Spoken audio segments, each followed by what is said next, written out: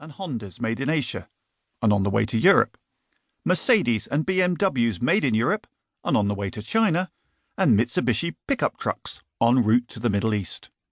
The biggest ships can carry up to 8,000 cars apiece, and 1.1 million vehicles pass through the port each year. The trade that passes through Felixstowe, Singapore, and dozens of other ports every day keeps the global economy humming, and it forms part of an extraordinarily complex network. It's not just finished goods that are imported and exported, but components and raw materials.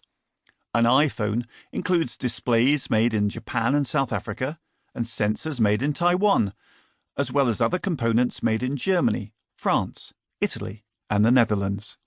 These parts are made from raw materials that come from Africa or South America, and the whole thing is assembled in China. And yet, the iPhone is widely thought of as a quintessentially US product. Humans have been trading for thousands of years. It's a different business from sharing, which, after all, wild animals do. A pride of lions will share a kill. It's also different from symbiosis. The pilot fish eats the shark's parasites, and in return is left uneaten by the shark. Trade requires the conscious recognition of a mutually beneficial exchange. You have something I want, I have something you want. Perhaps my apple tree bears more fruit than I can eat before it rots, and your hens lay more eggs than you can manage for breakfast. It makes sense to swap. This kind of deal seems uniquely human. As the great economist Adam Smith remarked, nobody ever saw a dog make a fair and deliberate exchange of one bone for another with another dog.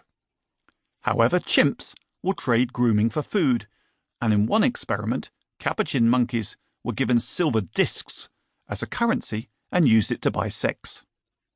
At the global level, trade occurs because resources are unevenly distributed. Some areas of the globe are rich in minerals. Some have the sunny conditions required to grow fruit or cotton. Others have the vast plains that can grow wheat. Over time, some cultures have benefited from their expertise in making pottery, textiles, or manufactured goods. They make what they are good at and then exchange the surplus with other places that are good at making or growing something else. Early trade may have started as mutual gift-giving, as still occurs in a modern society when we celebrate each other's birthdays or bring wine when invited for dinner. Over time, this gift-giving might have become more systematic. Both parties would have realized that they gain from the process. In the case of the apples egg swap, each gets a more varied diet. Over time, this leads to specialization. For some goods, this happens very quickly. Every medieval village had a blacksmith and a cobbler. The same process leads to markets.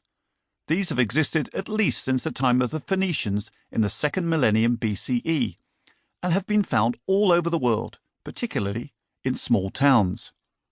Much of the trade will come from farmers bringing their surplus goods or livestock for sale. For specialists, those who sell wine, for example, markets will be a vital way of selling their goods. And once you have a market, buyers will compare prices. The cheapest producer will win.